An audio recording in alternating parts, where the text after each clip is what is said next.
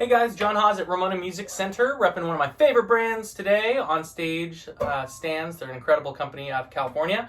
Okay, so today's one of my students called because the tuner fell out of her banjo, fifth string tuner. So I'm going to just show you, there's not a lot to undo, but I'm going to show you the proper way to set this up. So this one's pretty easy because the hole's already drilled. This one's already to the appropriate size for this Grover tuner right here. Let me grab it. This is going to be a 2-minute repair, most likely. But I just wanted to point a couple things out to this. So this is a 5th string peg. If yours doesn't have one that looks like this, you should buy one and add it to your banjo because it makes such a big difference having the geared tuner in here. A lot of the straight tuners, actually, let me show you what I'm talking about. A straight tuner is like this one. This is an old 50s K. This tuner is a pain to work with. It's friction based and it jumps and there's all sorts of problems with it. So if you get a chance, you want to switch it to one of these geared ones. So the key to this is going to be making sure that that hole is drilled to the right size. Once it is, then you can look at this, and this has all sorts of notches. The most important is lining this up so that it's at the right angle. So I always set it up. Let's see if I can do this. I always set this up so that the top of the tuner sits back just a little bit. That's way too far, but like right there. Let's see.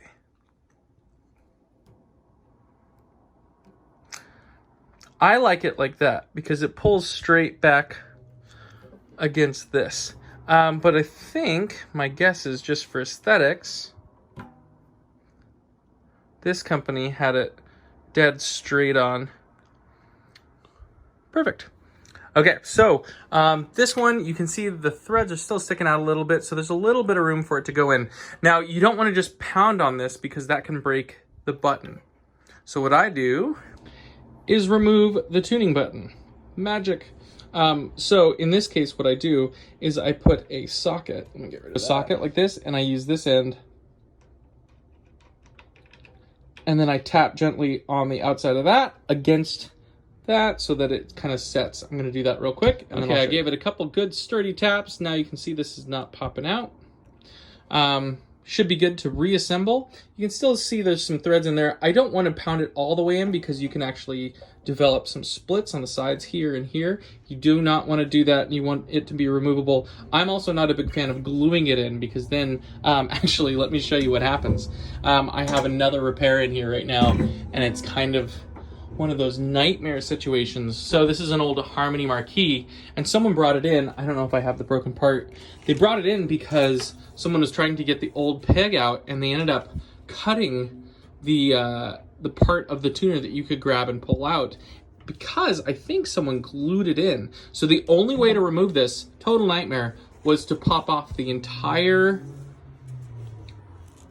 fingerboard, front and back, very slowly, and then from the inside, dissolve a little bit of acetone and pop that tuner out. So now it's ready for patching to put a new tuner in, but man, was that an unnecessary nightmare just because someone glued the tuner in. So I would do it tension-based only, and you should be set to go. I'm gonna put the tuner back on here, string it up, and that customer is gonna be happy. So you guys have a wonderful day. This is a quick tip for installing or repairing a 5th string tuner on a banjo.